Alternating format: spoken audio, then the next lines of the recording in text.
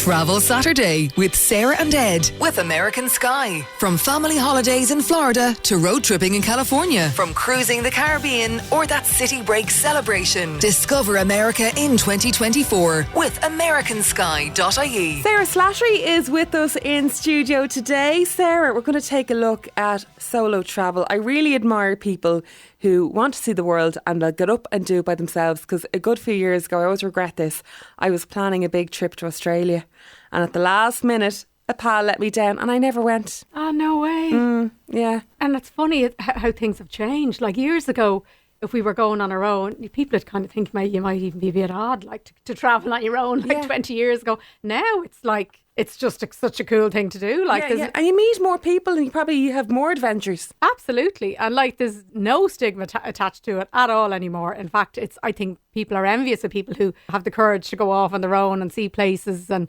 not having to worry about what other people want to do. I mean, it's just the freedom of being able to do what you want when you want, not have to factor in anybody. It's brilliant. Yeah. Eat in a restaurant that you want to eat in instead of pleasing everyone else.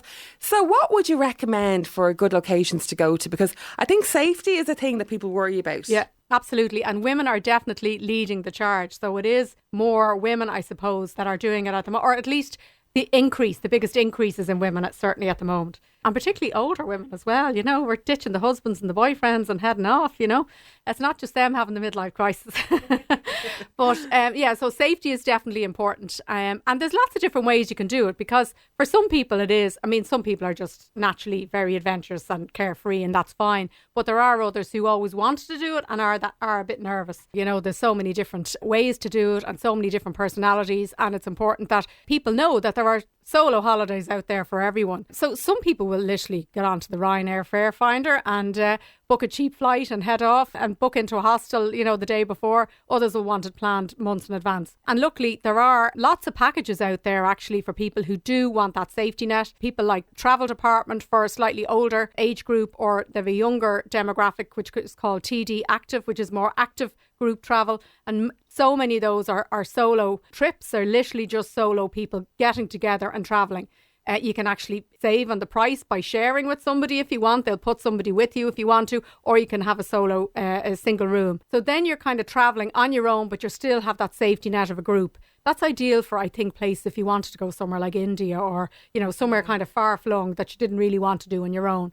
They're absolutely perfect. G Adventures is another one that's very popular on that as well. But if you just want to kind of put your toe in the water and try something new, you can do like a yoga retreat. There's the Burren Yoga Retreat in Ireland if you wanted to try that. It's a great way to meet new people as well. Or else just go to maybe a small city.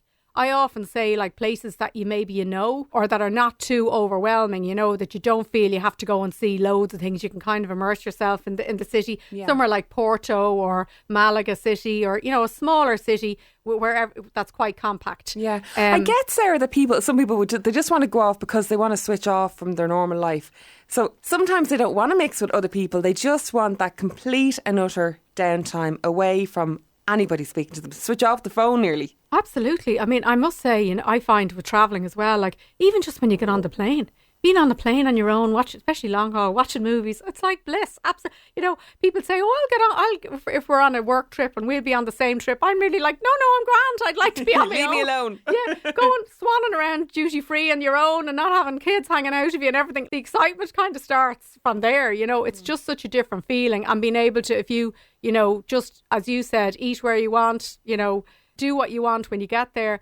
And for some people, it's just a case of flaking out on the beach, and not doing anything else, just reading literally a book. Relaxing. Yeah, reading a book without anyone saying, come on, we have to go on this excursion. Exactly. And actually a book is a great thing because especially if you want to eat on your own, it's easy enough, particularly in the summer, if you're sitting outside in a restaurant and you're kind of people watching and you kind of, watch the world go by. That's kind of quite a natural thing to do.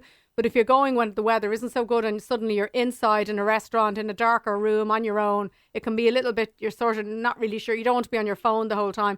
But a book can be quite a good thing to bring with you, to just sit there and read a book, and there's nothing strange or unusual about that. No. And that can kind of just make you relax a little bit. That's always a good tip, I always thought, just to have a book with you rather than scrolling on your phone for hours, It can sometimes feel funny, I guess, when you go into a restaurant by yourself, because I have gone on a lot of work trips, actually. Yeah. I used to have to travel a good bit for the job here, and off to London. You could be in London 2 or 3 times a week, and sometimes you might be by yourself and you have to eat. Yeah, so you're going into a restaurant, so it's a bit strange at first, but then it's okay. You just get used to it. And I think, as I said, times have changed so much now that whereas years ago, 20 years ago, people didn't really travel on their own, whereas they do now. They just didn't go anywhere. Because they had no one to go with. Isn't it mad though when you think about that?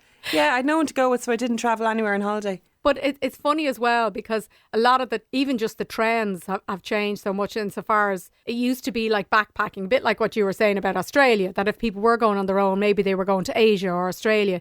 Now, like, particularly, older age demographic, maybe people in their 40s, 50s who, have different interests. You hear of somebody is interested in fitness and doing Ironmans, and another one has no interest in it. So now, or one is interested in golf and one is interested in fitness clubs. So couples tend to do their own thing now as well. It's not just single people. So it's the actual luxury end, or those bucket list experience, are really, really popular with solo travel now as well. You've got maybe somebody wants to go to Everest Space Camp and the other partner doesn't, or somebody wants to do a safari and the other one doesn't. So a lot of the luxury end has really increased as well. It's across such a broad range of holidays that we're seeing this massive trend, and the tour operators and travel agents have really got on board, and they're going along with it and offering packages that way as well. One of the interesting ones I saw there's a place in St. Lucia. It's called the Body Holiday, and it's this 5-star premium, like everything, spa treatments, all your water sports, everything is included. I'm there. It's incredible. Yeah, it really is. And it's called the Body Holiday. But for the month of September, they call it September Solos. So you just have single people there. And it's like, it's not, it's like, I think it's about 3,000 for a week. But that's your flights, all your food, all your drinks, fabulous food, all your luxury. Yeah, all your fitness classes, all your sports, and you're with all like-minded people, similar. Like, so many hotels have got on to this trend now. Like even cruising. I know I'm always going on about cruising, but Norwegian Cruise Line have this fabulous solo section on the ship, where all the solo cabins are together, and then there's a separate bar for solos. So you meet up with solo travellers in your area, I suppose right across the board now, the tour operators, travel agents, hotels, everybody's getting on with it. It's the new trend. So we mentioned we touched on a couple of locations that would be good. Is there anywhere that you would kind of recommend that you think would be absolutely ideal for this kind of solo travel? Well, I think, again, it depends on what you're interested in. If you're interested in fitness and health, there's lots. They're probably the easiest ones to come by. There's loads of yoga holidays. There's photography, like TD Active do a lot of that. Photography groups, walking tours, even the likes of the Camino. You'll meet a load of people along that. So the fitness ones are probably the easiest. There's so many of those. And also with regard to long haul, with whether it's somewhere like Vietnam or India or South America, you'll see like the big tour operators, G Adventures, Travel Department will have tours, and there'll be loads of them will be geared towards solo. They'll actually have some that are specifically geared for solo travellers only, and then they'll have their group trips where you'll get a lot of solos on them anyway. It'll be a bit of both. So they're the easiest. For someone who just wants to put their toe in the water and head off for 1 or 2 nights, see whether it's for them, whether they like it, I think it's easier to go back to somewhere you know. So if it's a place you've been to before and you're familiar with it, just maybe go for a couple of nights, see how you get on. You certainly just be automatically relaxed, whether it's a city or a holiday resort or something like that. Somewhere like Palma, Majorca is nice, a small little town. You can still have a beach holiday and you have a city, or the likes what I've mentioned before, Porto, Malaga. Some of those smaller cities can be less, I suppose, overwhelming. You arrive to somewhere like Rome and, there's so much to see and so much to do, and you're kind of don't know where to start. But the other thing you can do as well is, if you do want a city particularly, is if you do want to go to a city break, another good tip is the day you arrive, book a tour, like book a group tour. So maybe a food tour or a walking tour of the city, because usually the guides will be able to say to you, actually, this is a great place to go. Or you may meet people on the tour. You may not want to meet anybody, but you may. But even if you don't, the guides will usually say to you, this is a safe area, this is a good place to go. So I would say book one for the day you arrive. could only be an hour. Some of them are like 20, 30 euro. But it just gets your bearings, you get to know, and you get advice from somebody on the ground of what to do and what not to do. Yeah. Now, how would you, this is a bit, I guess it's not really a travel question, but how would you deal with somebody who's, on the trip and is wanting you to join them all the time and you just want to be by yourself? Oh, gosh, yeah. How do you politely decline? Yeah, that's a good question.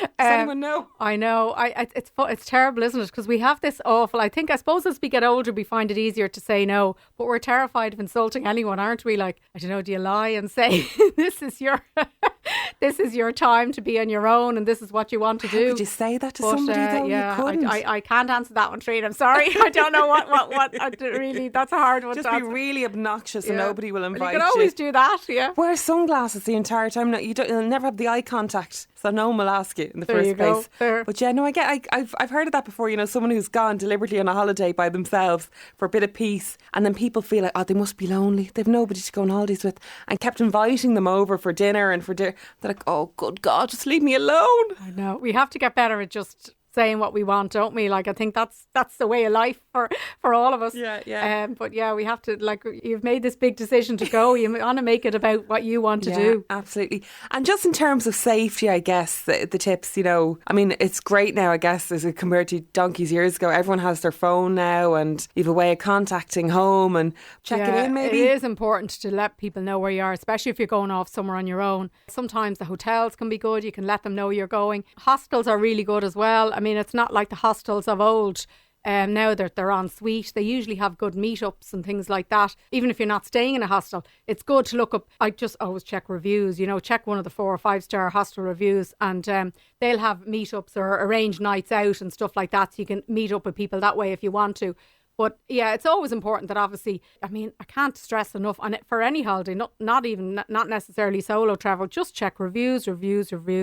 Make sure you're going somewhere that is safe. The old-fashioned bum bags are coming back in fashion again, They're handy for your money, for keeping things on you, and just let people know where you are at all times. Like, a lot of it is common sense as well, You're not going to go down some of the dodgy streets in Dublin, so, don't do it when you're abroad either. Okay, super. All the details are on your website. Yeah, thetravelexpert.ie. I have a whole tips on solo travel and some kind of suggestions of various different holidays you can do. One of these days, Sarah, yeah. I'll get away from the family. I'll go off on my own. Thanks a million. No problem. Bye.